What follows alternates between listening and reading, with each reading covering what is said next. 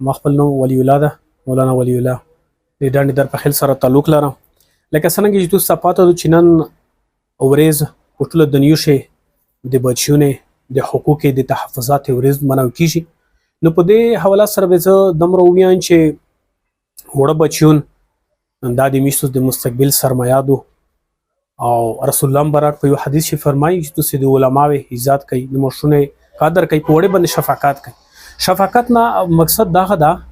چې دوی باندې رحم تارس داسې وشي چې دوی د مستقبل د پوره د میشتو پر صدقه جاریه ثابت شي، او بل دوی د تعلیم، د علم، د اخلاق، د تربیت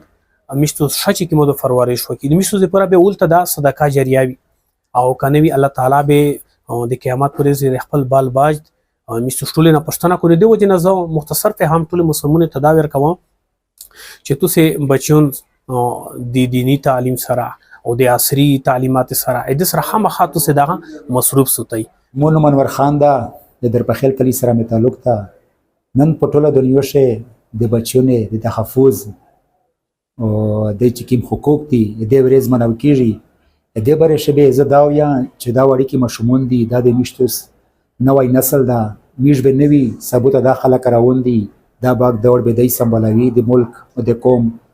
نو په چار دو چې د کیم حقینه دي چا هم میش پیرا کی خپل میر پلوړي ور پیرا کو او معاشره ور پیرا کو سره میر پلوړ نه ور سره ټیچر سکیم دي چا خپل حقوق ور پیرا کو. لکه میر پلوړ دا حق تا چې بچای په ښه طریقې سره ستر کو، لوی کو، ښه تربیات یې وکړو، ښه ایجوکیشن ورکو، ښه تعلیم مطلب مې دا ورکو،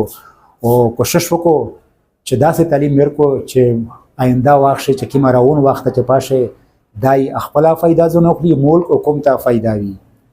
دین علاوه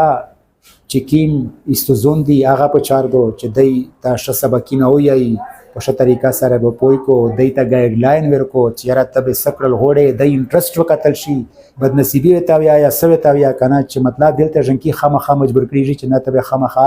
دغه سبق یې می ژوند کې ته موقع نه ورکوي چې د خپل میژه انټرست وکسي چې د پکیم شي ډېر انټرست تا ډېر دلچسپي دو په چار د چې پکیم شي دا ډېر شپایږي چې میژه غا موقع ورکی چې ته په دې طرف زیر کا یس میش خلک پرس کا چې ډېر کا بلجم کای ته کوشش کو چې صرف میډیکل ته لوړ شي. میډیکل نه د نه د دنیو